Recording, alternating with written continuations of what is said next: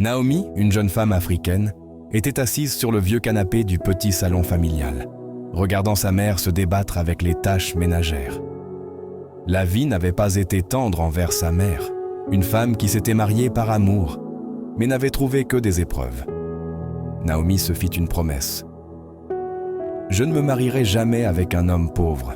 Je mérite mieux. » Sa mère lui lança un regard accompagné d'un sourire fatigué. « Naomi, viens m'aider avec la vaisselle. » Naomi soupira, mais se leva pour obéir, la tête pleine de rêves d'une vie meilleure. En frottant une assiette, elle murmura « Je ne finirai pas comme toi, maman. » À l'université de Dakar, Naomi était déterminée à fuir son passé. Elle ne fréquentait que les étudiants aisés, rêvant du jour où elle serait l'une d'entre eux. Malheureusement, ses vêtements modestes et son origine sociale trahissaient à son rêve. « Pour qui elle se prend ?» chuchota une étudiante riche à une autre. « Elle n'a pas sa place ici », répondit l'autre avec un ricanement. Mais la détermination de Naomi ne faiblit pas.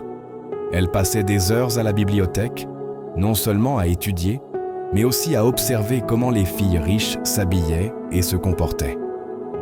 Un soir, Naomi rencontra Alex, un étudiant à temps partiel qui travaillait aussi comme vendeur.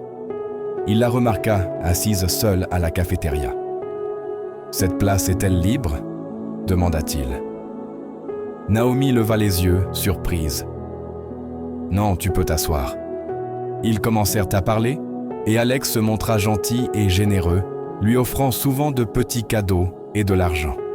« Pourquoi es-tu si gentil avec moi ?» demanda Naomi un jour. « Parce que je vois en toi un grand potentiel. Tu deviendras un jour Madame A, répondit-il avec un sourire. Grâce à Alex, Naomi améliora sa garde-robe et s'intégra davantage avec les étudiants aisés. Elle assistait à leurs soirées et goûtait à la vie dont elle avait toujours rêvé. « Merci, Alex, » lui dit-elle un jour. « Tout pour toi, Naomi, » répondit-il, les yeux emplis d'amour. Mais les ambitions de Naomi n'avaient pas de limite. Elle finit par quitter Alex, lui brisant le cœur. « Je ne peux pas t'épouser, Alex. Tu es trop pauvre pour la vie que je veux, » dit-elle. Alex la supplia de rester, mais en vain. « Je suis désolée, » dit-elle en s'éloignant. « J'ai besoin de plus que ce que tu peux offrir. » Alex tenta de la retenir, mais Naomi était résolue. « Je ne t'aime pas, Alex. Je t'ai juste utilisé. Laisse-moi tranquille. » Alex, blessé, finit par la laisser partir. Naomi continua à fréquenter d'autres hommes généreux pour maintenir son nouveau style de vie. Naomi, toujours avide de fréquenter les riches et d'assister à des fêtes extravagantes, était constamment en quête de la prochaine opportunité. L'argent et les relations, c'est tout ce qui compte, se disait-elle souvent. Après avoir obtenu son diplôme, Naomi eut du mal à maintenir son style de vie. Aucun nouveau petit ami en vue. Cependant, la situation changea rapidement. Un jour, alors qu'elle faisait du shopping avec une amie, elle croisa Idriss, un homme à l'allure aisée, qui fut instantanément charmé par sa beauté. « Tu es ravissante », dit-il en lui tendant sa carte de visite. « Appelle-moi. » Les amis de Naomi chuchotèrent. « Il a l'air riche, tu devrais absolument l'appeler. » Le cœur de Naomi s'emballa. « C'est peut-être enfin ma chance, » pensa-t-elle. Idriss inonda Naomi de cadeaux somptueux, d'argent, de vêtements et de bijoux. Elle vivait enfin son rêve. « Je t'aime, Idriss, » lui dit-elle un jour. « Moi aussi, Naomi, » répondit-il avec un sourire. « Ne t'inquiète pas, je ferai de toi une princesse gâtée. » En moins d'1 an, Idriss la demanda en mariage. Dans un restaurant 5 étoiles, il s'agenouilla, une bague étincelante à la main. « Naomi, veux-tu m'épouser ?» Sans hésitation, Naomi répondit « Oui ». Son rêve devenait réalité. Leur mariage fut somptueux, mais peu de temps après, Naomi commença à remarquer des choses étranges. « Que fais-tu exactement comme travail ?» demanda-t-elle un jour. « Je suis un homme d'affaires », répondit Idriss, évasif. « Un homme d'affaires dans quel domaine ?» insista-t-elle. « C'est compliqué », dit-il en changeant rapidement de sujet. Un jour, le propriétaire de leur appartement informa Naomi qu'Idriss n'avait pas payé le loyer. Elle le confronta immédiatement. « Que se passe-t-il ? Pourquoi n'as-tu pas payé le loyer ?» Idriss s'excusa, mais ne donna aucune explication convaincante. Peu de temps après, il déménagea avec Naomi dans une maison plus modeste. En arrivant, un voisin fit une remarque intrigante. La moto d'Idriss a été volée. Naomi, confuse, demanda des explications à son mari. « Idriss, de quoi parle ce voisin à propos de ta moto ?» À contre-cœur, Idriss avoua « Je suis en réalité un conducteur de mototaxi. » « Un conducteur de mototaxi ? Que veux-tu dire ?» demanda Naomi, stupéfaite. « Je suis un Zemidjan », répondit Idriss timidement. Naomi, sous le choc, éclata. « Tu es un Zemidjan ? Je ne comprends pas. Tu m'as menti ?» « Oui, je l'ai fait parce que je t'aime », implora Idriss. « Je voulais tellement être avec toi, mais je savais que tu ne me donnerais jamais une chance si tu connaissais la vérité. Je suis désolé. » Furieuse, Naomi convoqua immédiatement une réunion familiale et exigea le retour de la dot. « Je ne peux pas rester mariée à un menteur », déclara-t-elle fermement. Cependant, les parents de Naomi refusèrent de retourner la dot. « Ce mariage est encore très récent. Vous devez essayer de travailler sur vos différences », plaidèrent-ils. Naomi était confrontée à une vérité difficile, rester dans un mariage qui lui semblait insupportable. Le mariage, c'est pour le meilleur et pour le pire, lui rappela sa mère. Mais Naomi répondit fermement. « Oh non, maman. Mon propre mantra est différent. Pour le meilleur, on reste. Pour le pire, on part. » Ses parents, choqués par ces paroles, tentèrent de la convaincre de rester. Cependant, Naomi était catégorique.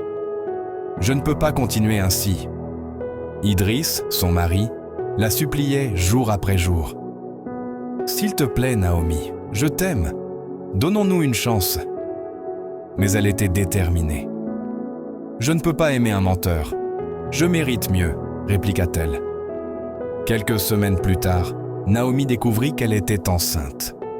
La nouvelle, au lieu de l'apaiser, intensifia son ressentiment. « Je n'arrive pas à croire que je porte l'enfant d'un homme pauvre, » pleura-t-elle. Mais Idriss, lui, était ravi. « Naomi, c'est notre bébé. S'il te plaît, faisons en sorte que ça marche. » Idriss se confia à un ami proche. « Que dois-je faire ? Elle me déteste. » Son ami lui conseilla. « Laisse-la partir, personne ne devrait avoir à mendier pour de l'amour. » Mais Idriss refusa. « Je l'aime trop pour l'abandonner. » À mesure que la grossesse avançait, la colère de Naomi grandissait. Elle évitait Idriss, et tout ce qu'il faisait l'exaspérait. « Pourquoi es-tu encore ici ?» lui lança-t-elle un soir. Dévasté, Idriss murmura « Parce que je t'aime, Naomi. » La mère de Naomi lui rendit visite pour tenter de la raisonner. « Ma fille, le mariage n'est pas facile. Tu dois lui pardonner. »« Maman, il m'a menti. Comment pourrais-je lui pardonner ?»« L'amour nécessite le pardon, ma fille. Pense à ton enfant. » Un soir, Naomi tomba gravement malade. Idriss resta à ses côtés, veillant sur elle avec tendresse.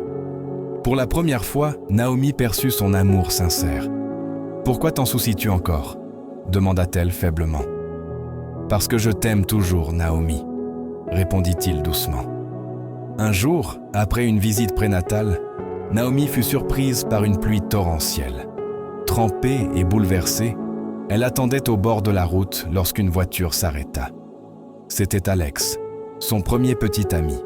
« Je n'arrive pas à croire que la fille qui voulait épouser un homme riche vive avec un homme pauvre, » dit-il, une pointe de moquerie dans la voix.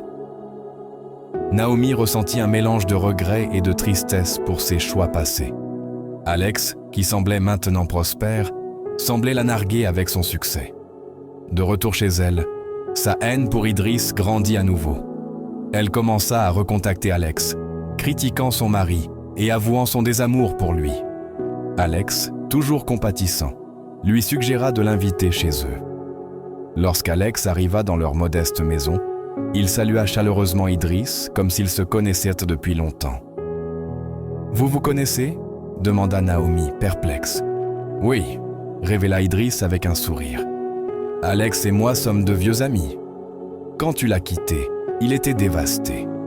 Nous avons élaboré un plan pour te donner une leçon. » Naomi était sous le choc après avoir appris une vérité bouleversante.